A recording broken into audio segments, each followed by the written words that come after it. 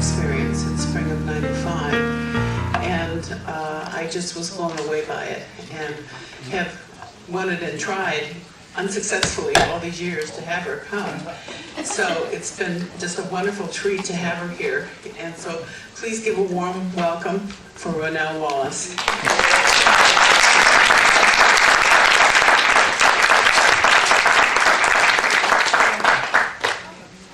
And I noticed there's change, so that means I got the tip for this. There you go. What? Okay, is it this one that works? No, it's the other one. Other one. There we go. Wait just a second. Please turn your cell phones off. Last time we had 2 or 3 interruptions and it was really not pleasant. So just get rid of them now. Thank you. Hey, Diane, lights. Yeah. What an honor it is to be here in Chicago, and that you would take time right before the holidays to come and listen to me. So I really deeply appreciate it. Wrong ones. Wrong lights. Oh, That's the ones. Oh, good. okay. That's what we have. They've changed things here. You were going there. No. Okay then. I'm a little more animated, so I hope you are okay with that. I have to, because I love life and I appreciate life for all that I've been through. I don't know why God just does this to me, but He puts me up against death constantly. As a matter of fact, 4 weeks ago, I was septic with a temperature of 107. And was in the hospital for 5 days, but in that 5 days the temperature was at 106. And I was not expected to live, and I was completely badly septic. I have what they call RSD, if anyone knows what that is. It's reticular sympathetic dysphoria. And what happens is the body gets so painful that it's like churning on, going so high. You know how the pain scale is from 1 to 10? Well, my scale went all the way up to a 15. Okay. And the best way to describe this is the hose got up to 15 and it blew. And it can never be switched back on, so they say. So I am at 15 pain level all day long, every day, all over my entire body. It's like being burned all over again, except now all over. And so I keep asking God, why do you do this to me? I overcame cancer again, because I've had cancer several times, colon cancer just about 3 years ago. And they told me that I was not going to make it 3 years ago. So here I still am. And then I was in a horrific, horrible car accident that almost ripped my arm completely off. Tore the seatbelt, car exploded. I was not burned in that car accident, thank goodness. Survived that car accident. So I keep, like I said, each time popping out of my body and each time asking, what? Why don't you just let me stay here? Because I really, really, really, really had a hard time the first time that I died. I thought I'd tell you a little bit about my story, if that's all right with you. Yeah. And then tell you what I learned from my experience. I was a television reporter, and you couldn't be more skeptical than a television reporter. Being a television reporter changed my life. It made me very, I don't know what the word to use. You rarely believed in people. You just simply lose hope in society and community. You become very cold and indifferent.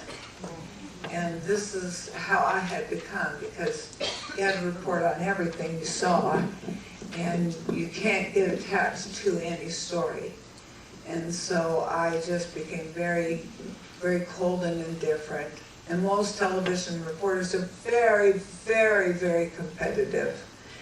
And so the object is not about being a reporter. The object is about having a nice home, nice car, and being on the top market. And so that's where my head was at. My ex-husband, we are now divorced for 6 years. We have a lot of problems in our marriage. That's why I went to work, because I had a feeling that things might end up where I'd have to go to work. And so I ended up in this job. I'd heard about a possibility of a job in Utah.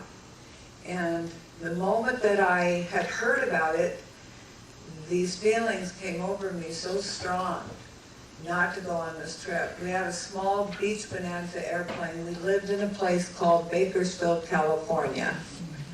For anybody who knows Bakersfield, California, the reason they called it Bakersfield, California, you baked in the summer and you froze in the winter.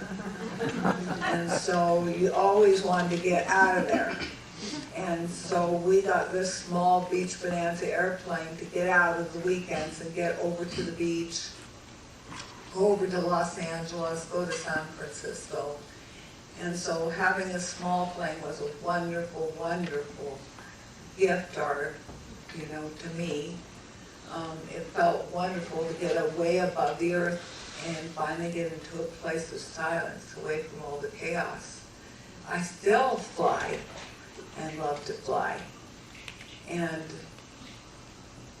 yet this trip was different. And I'll never forget those feelings that kept perking at me. And I kept thinking, is this my doubts and fears overtaking me? Or is this real? Or am I losing my mind? And so we had 2 little children at the time that we planned on taking on the trip, but the feelings had become so overwhelming that I called my parents. And I said, will you take the kids for a week? I just have a feeling I just really rather that they didn't go. And so, of course, my parents said, sure.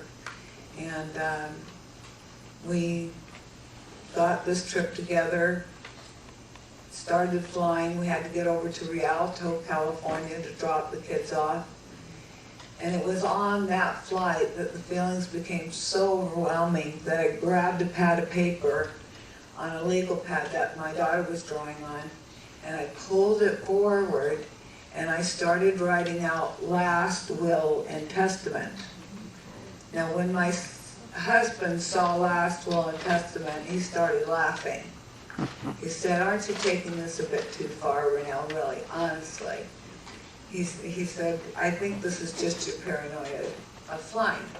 And I said, no, I need your signature on this, for this to be legal.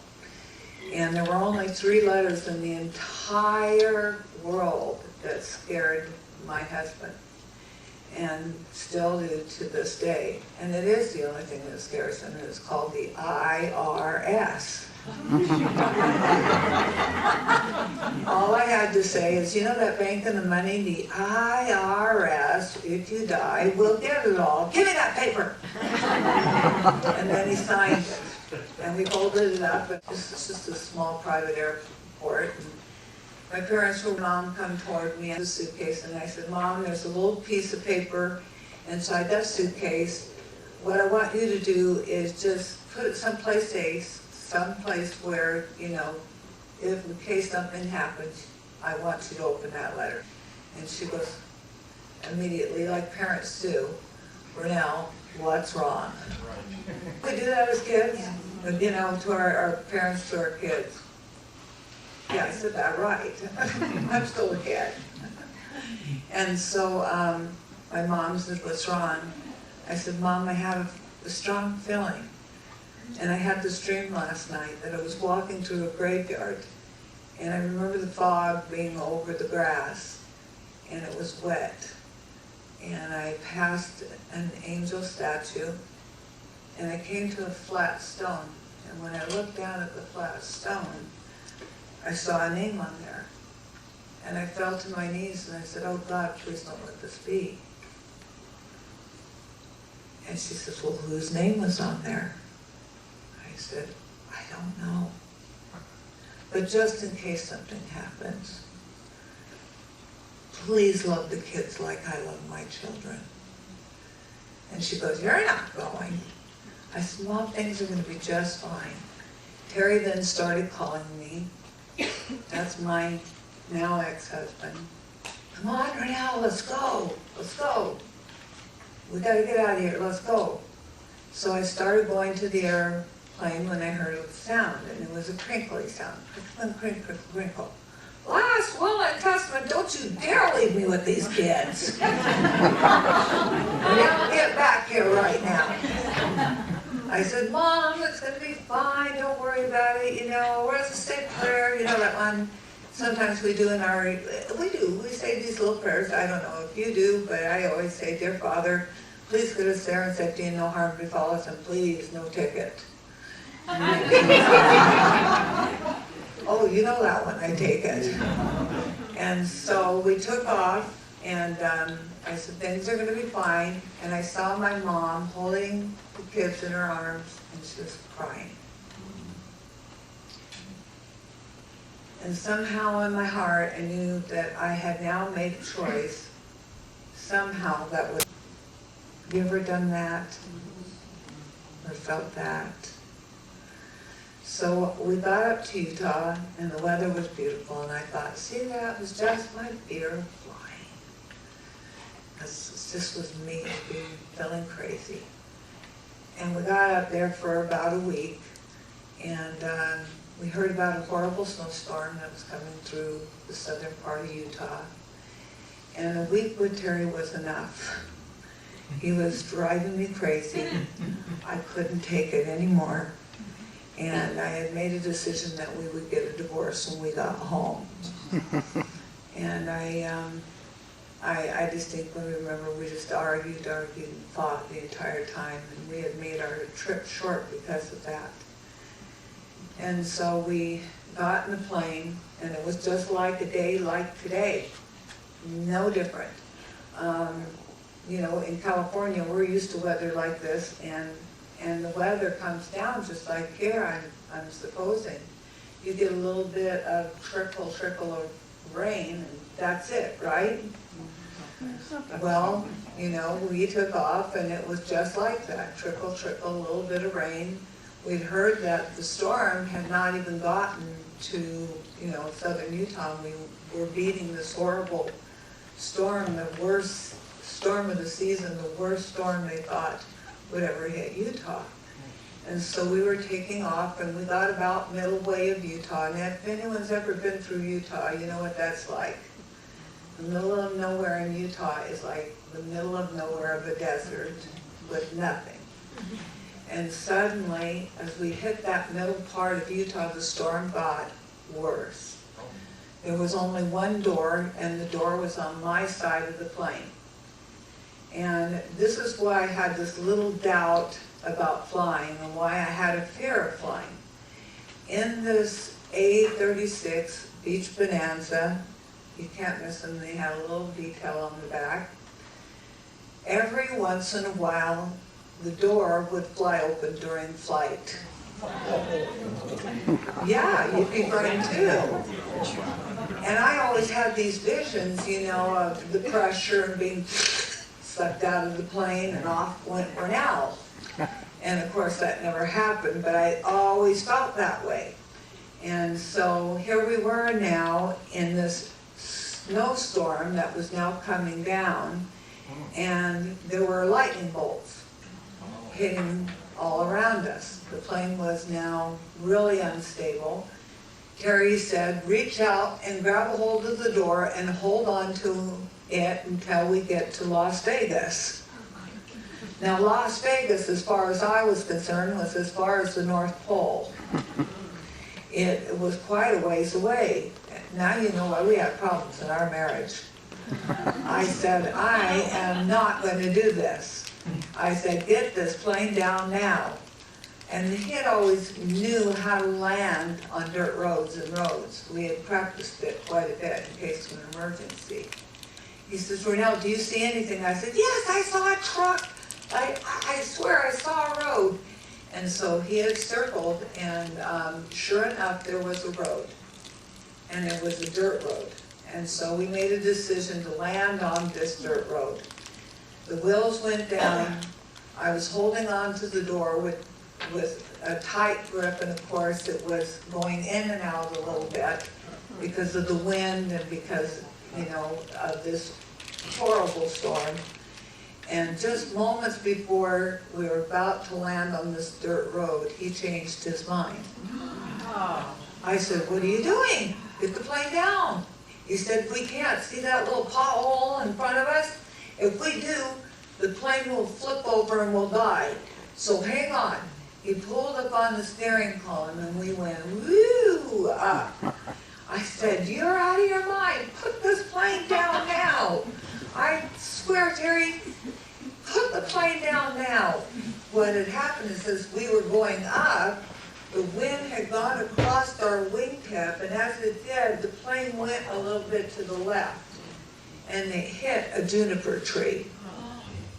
Now, when it hit the juniper tree, the plane now started to sway back and forth.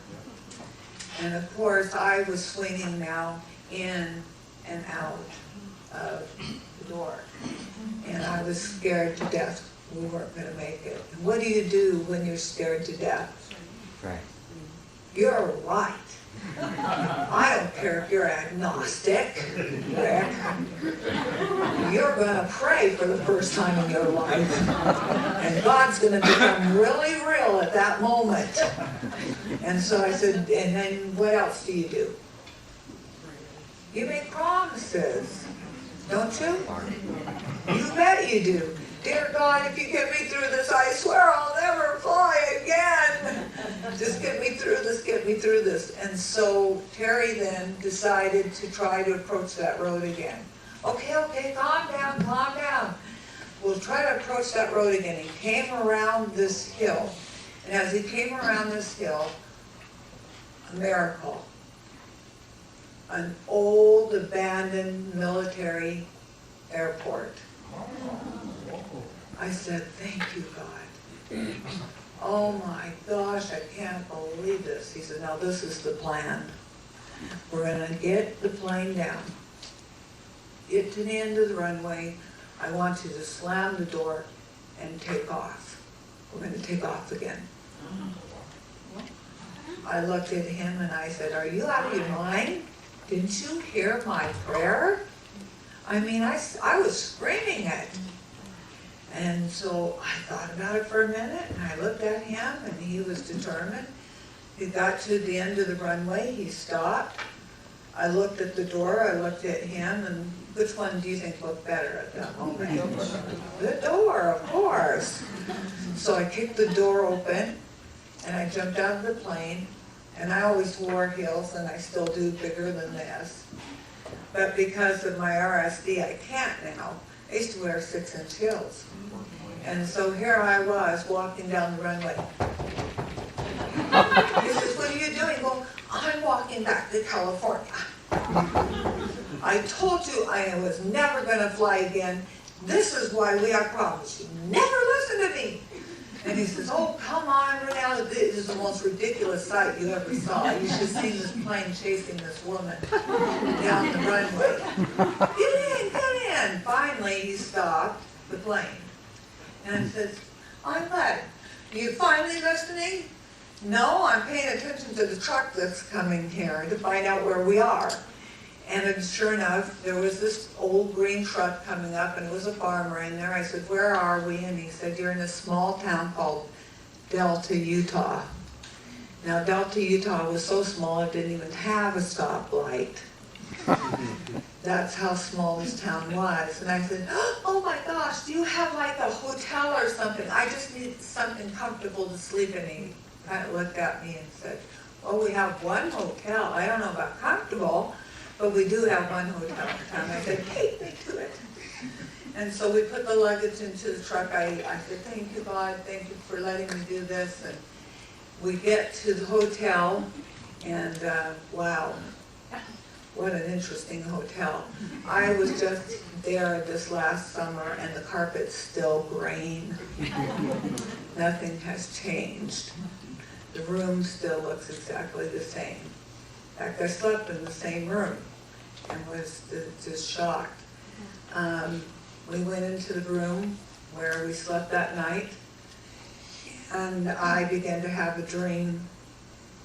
And the dream was one of those dreams, those nightmares you have. Have you ever had a nightmare that seemed so real that you began to toss and turn in your sleep? And then you wake up screaming? Have you ever done that? And then the sweat starts coming down your face. And I was screaming. I woke up and I said, Terry, whatever happens tomorrow, promise me, keep your word that we're never going to get in that plane again. Do you understand? And he said, oh, for Pete's sake, what time is it? Oh, Ranelle, it's 4 o'clock. Go back to sleep. Look, I'll tell you what we'll do.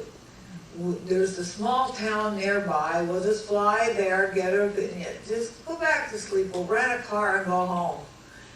So I went back to sleep. Car rental, of course. That's the way we'll get home. The next morning I woke up, and I'm from California, and much like Chicago, of course cell phones now have eliminated those phone books. But do you remember when the phone books were phone books? You remember that? That ages me. Is it? I mean, now we know I don't see phone books anymore. Do you? So, I was excited to open that to find the phone book, and I found, phone book. And so I opened up the phone book to look for car rentals, and the only thing that they had was farming equipment rental. Now, yes, in my desperation, I looked up farming equipment rental and gave them a call. And it was very early in the morning, and they had just opened. And the man goes, excuse me, what do you want? And I said, yes, I just need a car, something with a heater, and all I need to do is just get to Las Vegas. I'll take a truck or anything. What do you have? And he says, ma'am, all we rent here are combines. I didn't know what a combine was. It sounds like Cadillac, doesn't it? I said, oh, I'll take one of those. For anyone, and there's someone here who doesn't know what a combine is, it's that thing that goes across the fields and gathers, picks up all the weeds. And I said, oh, I'll take that to Vegas. That's not too far. And he says, are you serious? You can't take that down the road, ma'am. Now look, I won't rent that to you. I said, oh, pretty please. I was a good flirt. And finally Terry said, Ranelle, get off the phone. This is ridiculous. He says, come over here and sit on the bed. I want to talk to you for a second. Whenever Terry did that, he always scared the crap out of me. For many reasons. So he slapped and said, sit down, I want to show you. Look, there's a book. And in this book, there's an airport close by. I know what you said, but this airport has car rentals, real car rentals. And it's only 15 minutes by flight. He says, what can happen in 15 minutes? He says, in all that time you've been on the phone, we could have already been there. 15 minutes. Wow. Look at it, it's already been a half hour I've been talking. And you've been tolerating it. So, okay, 15 minutes, that's not too bad. So I thought about it, got my things together as I was thinking about it. And Terry says, hurry up, we gotta get out there. We're gonna, it's supposed to snow again. It snowed the night before. I opened the door and I was shocked. Snow had fallen. To me, it looked like a foot of snow, and it was only about an inch. But to me, that was a lot of snow. And I said, we're gonna go and snow? He says, yes, it's gonna be fine. Stop worrying about it. I said, but there's snow on the ground. I have high heels. How am I supposed to do this? He says, oh, come on, Ranelle, it's gonna be fine, let's hurry. So we got out to the airport. The lady was kind enough at the hotel to take us there. There was not a soul in sight. We got dropped off. I went, oh my gosh, this is it. It's do or die moment. And so we took, a towel, and we got all the snow off the wingtips. You could barely see the runway because of the snow. It was a white strip. We called out the numbers. We warmed up the engine. We got in. I slammed that door good and hard this time to make sure that it was shut. And then we turned and we started to make a beeline down this runway. Now, these Bonanzas are fast airplanes. So I held on to the seat with dear life as Terry started taking a speed down this runway.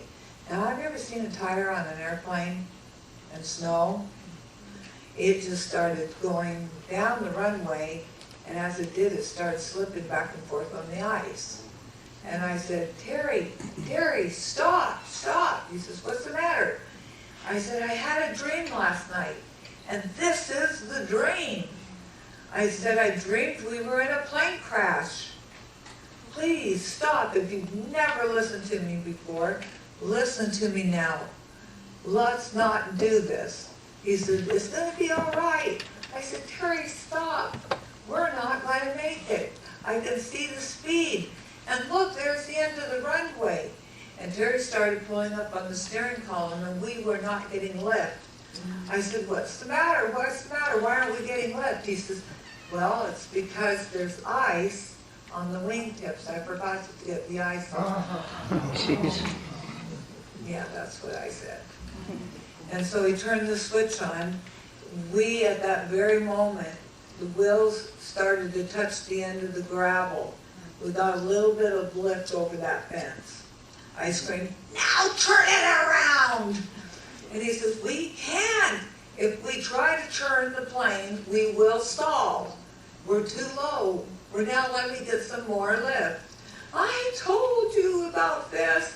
When we do, you turn this plane around and get back. Go back. Turn around and go back. He says, oh, Ranelle, look out the window and enjoy the scenery. Have you ever been in Utah? In the desert? He said, see, there it is. There it is. There's the airport. See, you're screaming about nothing, Ranelle. Can you see the airport? And you're like a little orange sock. I said, yeah, I see it.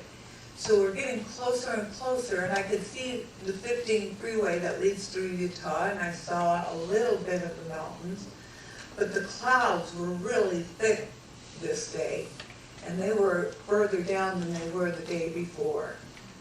So as we got close to Fillmore, suddenly the clouds, as fast as we were flying, started coming down like fingers down to the ground. And what happened is the snowstorm hit.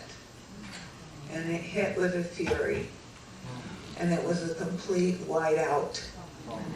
We could not see where we were flying. We did not have the proper instruments to fly in snow weather. He says, get on the radio, see where we are. We couldn't see. He says, I'm going to make a turn, get on the radio, find out. I got on the radio, and because of that snowstorm, the guy had not come to the airport that day. So I clicked, help, please, someone help, if there's anyone there, please. 39 Victor, nobody replied. Terry then started to turn the plane. As he did, there was the ground. I screamed, the ground! He says, I know, hold on. We must have come up on a mountain. And so we pulled up on that steering column and we went straight up. Now this time I was scared to death. And what do you do when you're scared to death besides pee your pants at this point? You pray, that's right. And you make promises. So I did this. Oh dear God, I know what I said yesterday. But I swear, this time if you get me through this, I'll I'll never drink Diet Coke as long as I live. I'll give all my money to the church. Terry says, wait a minute, that's my money. He says, Ranelle, pay attention. I'll never spank my kids again. I'll never cuss. Just give me to this, put angels on our wings, angels on our wings. Ranelle, will you pay attention? Look out the window. I can't see. Get on the radio. Call to Salt Lake. So I got on the radio, Mayday, Mayday. Please, somebody out there help us. Tell us where we are, Mayday. Terry says, wait, the clouds broke. When the clouds broke, for just that moment, we realized that we were flying over the 15 freeway. He says, that's it, we're gonna make an emergency landing on the freeway, Ranelle. I said, what? Mayday, Mayday, Mayday, help, help, please help. No one was responding, we got nothing but static. Terry said, now here's what's gonna happen, I'm gonna put the wheels down, Ranelle. When the wheels come down, what I want you to do is let me know when we touch the ground, because I have to focus on the instruments. Mayday, Mayday, get off the phone and pay attention. Okay, okay. I looked out the window, trying to wait, and of course the alarms went off. I knew we were pretty close to the ground, and suddenly, like fog will do, it broke. And when it did, we were landing on the top of a moving semi. Now this time, Terry then pulled up again. What do when you're scared to death? This time I peed. And that was the end of that. And I said, oh dear Lord, what are we going to do? Please just take care of my kids. Forgive me for everything I've done. Terry says, I'm going to turn around, I'm going to turn around, I'm going to try to go back. Wait a minute, I see a road. I see a road, Ranelle. There's a dirt road, I think it's leading back to the freeway. See it? No, I don't see it anywhere. He says, look hard. I'm trying. I don't see anything but white. It was like a white sheet around the entire cockpit. You can't see through that. And then suddenly the clouds broke. And what was in front of me shocked me. It was like this amphitheater here. It was going up, and it was going up fast.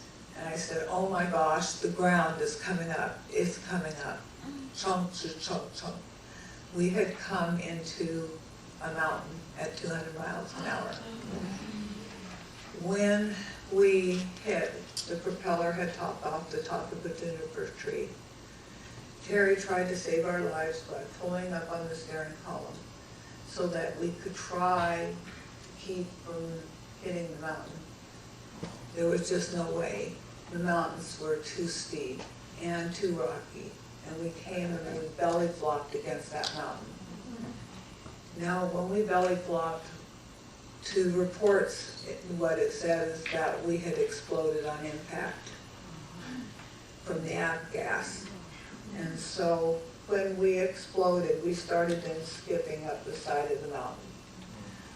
I could see a little cliff, and I knew that once the plane hit that little cliff that it was over.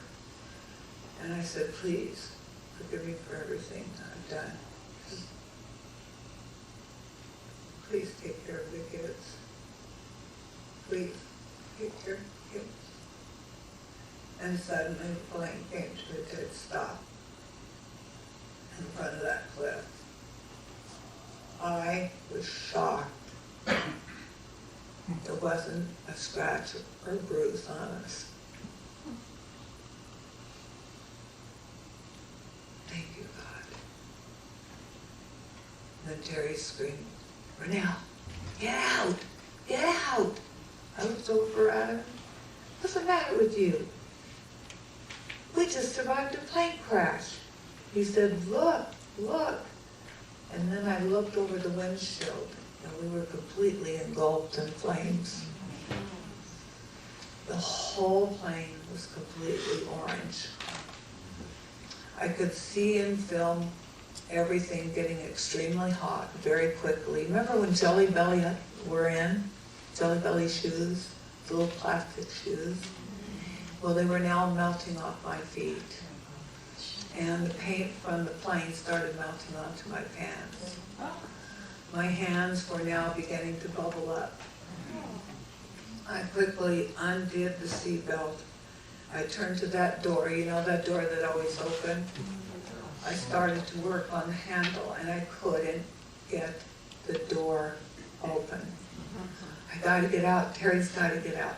This is the only way he's gonna get out. I gotta get this door open. So I took one large kick. I had a plan that once I kicked it, I could climb out and get out. And when I kicked that door, it flew open and the flames met with the fuel in the inside of the cockpit. And a large backdraft explosion occurred. It blew my body out of the plane, out onto the wingtip. At that point, my body was completely on fire, like, you know, men in the movies, like the stuntman. And I went, oh my gosh, what am I gonna do? I gotta get the flames out. Have you ever been burned by anything? Anything? A pan, curling iron?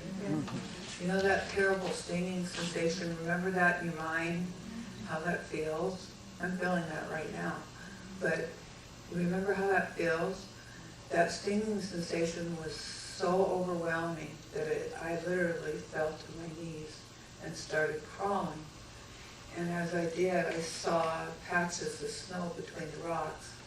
And I started patting the flames out on my hands and my face, and as much as I could on my clothes. And then a wet snowstorm came over the top of me and started pelting me. I took a look at how I looked, and I licked my lips and realized that they were charcoaled. And as I did that, pretty much like right now, my lips started falling off. And I said, oh my gosh, I'm in trouble. I looked down at my pants and my pants were scorched brown. There were large holes that were still simmering from the burns from the fire.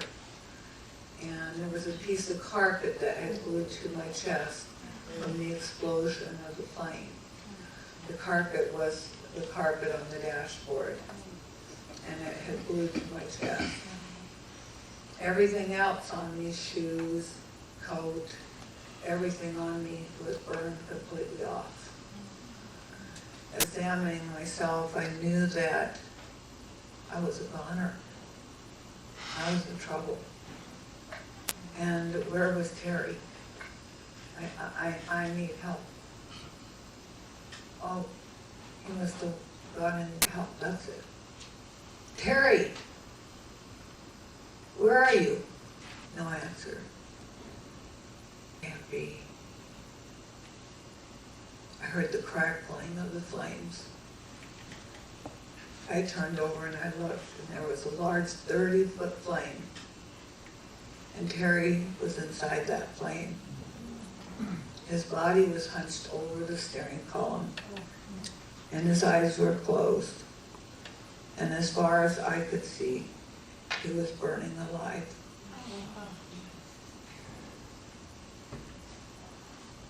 You're going to hear this because this is going in my new book. And I don't ever talk about it because I learned only about this 3 years ago. I always wondered why Terry was so cruel to me and indifferent after the accident. And how come we were on 2 different mountains? Terry had told me that he had put that plane into the mountain on purpose. Out of desperation, he just gave up. And so he decided to do a suicide murder.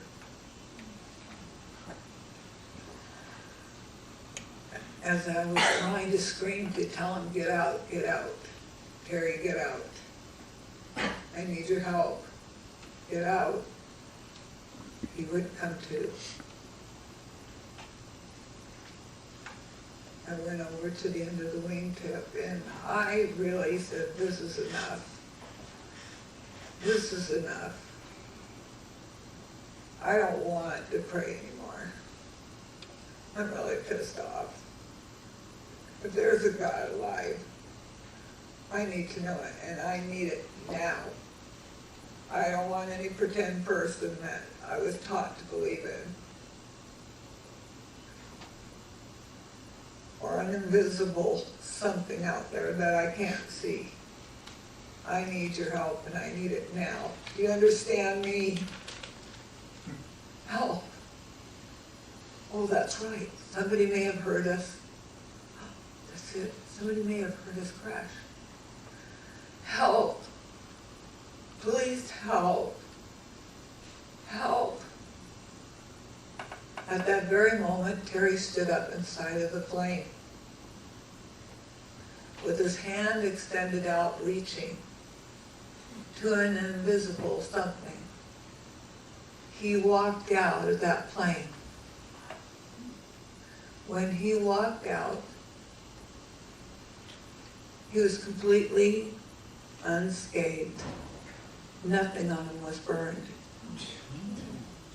His hands were slightly burned, his face was red. But that was it. Everything else was perfect. He saw me sitting there and he walked over to me and he said, "Where's the man that pulled me out?" I said, "There was no man, Terry." Yes, there was. There was this big man, and he grabbed hold of my hand, he woke me up, and he pulled me out. He says, "We gotta get out of here." I said, "No, the laws are stay next to the plane." He says, "No, we're gonna get out of here." He says, "We gotta get down this mountain right now." I said, "You don't know where you're going. It's snowing." He says, "Ranelle, if we stay up here, we're going to die. This is our only chance." I looked down at myself and said, "Excuse me, look at me. How am I going to do this? What does my face look like? What? Wait, that's right. What does my face look like, by the way?" I won't tell you what he said. But we made a decision to walk out of that mountains. We walked for 5.5 miles down that mountain in a blinding snowstorm. I had big, muddy balls around my feet. We got into one point where there was a large fence to keep the deer from going into the field that I had to climb over. And my hands were very, very badly burned. I had skin that was hanging like a glove, and I just had to pull them off so that I could get over the fence. And so with the burnt hands that I had, Terry had gotten over. He said his hands were slightly burned. He said, "Just jump and I'll grab hold of you, just jump. Jump on my chest and I'll grab you." I said, "You can't, your hands are burned." "It's okay, just jump. Now just jump." And so when I jumped, my hand got hold, and I have bad scars still from that. My hand got hold of the barb on the wire, and I got trapped and entangled in the barbs on this barbed wire fence. So he had to lift my body up and try to get my hands off the barbs. He was able to do it, and then he began to walk again. And he walked ahead of me, and lo and behold, we saw something in the fog. And I thought we were having a mirage and we were cars. We had walked to the 15 freeway. When we got to the 15 freeway, we waited and waited for 20 minutes, and I swore if I ever got through this, I would always help someone in need. Finally, a large truck pulled over, and there was a large black man in the car, or in this truck. I wish I could to this day thank him, because he was the only one that stopped. And he came and he tried to tear the barbed wire fences down with his own hands, and he couldn't. And then finally a sheriff pulled up behind him, And the sheriff pulled his gun out of his holster and started pointing it at us. And I screamed, "Don't shoot, I've been through enough." You see, our hands were up in the air trying to pull the birds, and reports were that we were being robbed. And so the sheriff said, "It's okay, it's okay. I see. So he put his gun back down, and they were able to get us through the wires. He says, "Where were you going?" I said, "Fillmore." He says, "Just a minute, let me grab you a blanket." And he opened the back end of his car. And you know how they have those big mirrors on cop cars? Now I got to see myself for the first time in that big mirror. When I saw myself, I saw that my head had swollen out to the distance of my shoulders. Completely. I could not even see my eyes and nose through the charcoal. My hair was now this black cap on my head. I started screaming out of control. And he said, "Stop screaming. You said Fillmore, right? Look up." I looked up, and Fillmore, 1 mile. He said, "In fact, you'll hear an ambulance start." As soon as he said that, we heard the ambulance start. They took us to this tiny little hospital. They began to take off what was remainder of us, on the clothes and such. I now could not hear, nor could I hardly see. I could hardly hear what they were saying. He said, "Ranelle, we hardly tell patients this, but you gotta hear this. You have close to 80% burns over your entire body, 2nd and 3rd degree. He says, "You have hypothermia on top of it. Now you have now I had a better chance. I guess I heard somebody said we had a 0.5% or no percent. I had a 1% chance of living. They said, "There is a hospital that can take care of you." Now it's a 3.5-hour drive from here. So we thought the fastest way to get you there is to get you on a lifeline helicopter or airplane. I said, "Is it snowing outside?" And he said, "Yes." I said, "No!" And then they went over and said, Terry, we want to get you to save your wife's life. What do you think about getting on this helicopter?" No! First time in our lives we were doing something in harmony together. They then put us in the ambulance. We started heading out. We were heading for Salt Lake when all of a sudden it felt like somebody had thrown a brick on my chest. I couldn't breathe. I was struggling. I screamed, "Someone help, I can't breathe, I can't breathe. Help me, please." I guess I was drowning in my own fluids in my lungs, because my lungs were burned from inhaling the flames. And so I said, please help. A male nurse said, "Stop trying, we'll do all the work for you."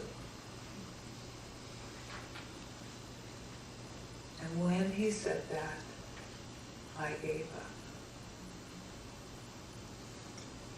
Now there were 2 important events that happened, as you would notice.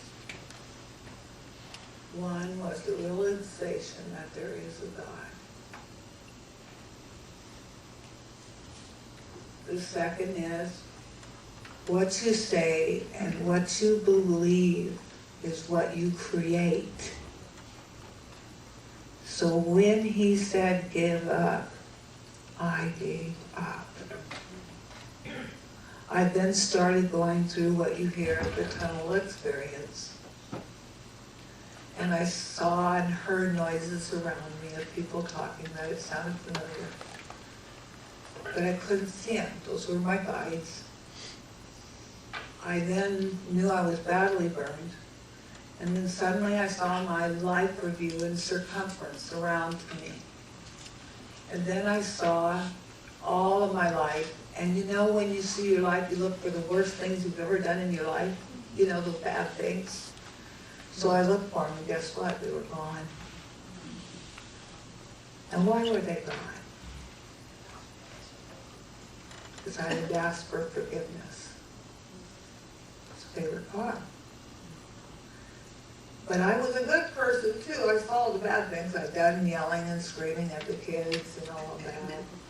And I realized that their poor little hearts were more devastated, and I got to feel their pain intensely, 1,000-fold, and I just couldn't take it. But I'm a good person. I did this and this and this. And guess what? They weren't there. You know why? Because I was doing them for me. But what was there was a girl that I had seen on a rainy day that I had forgotten about. And I couldn't tell whether she was crying or it was the rain. And I just said hi to her and smiled. That's all. Hi. Have a great day. And what I found out was she was going to go commit suicide. She had given up any hope on humanity. And one simple smile changed the destiny of her life. Your simple smile can change the destiny of someone's life.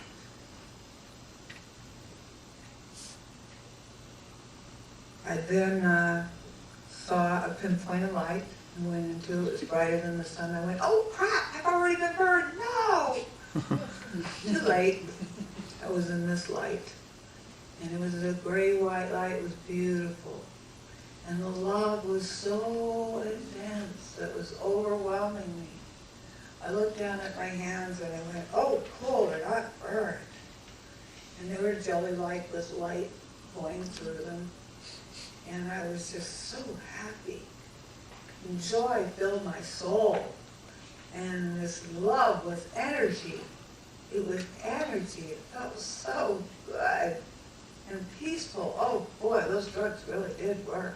And then suddenly I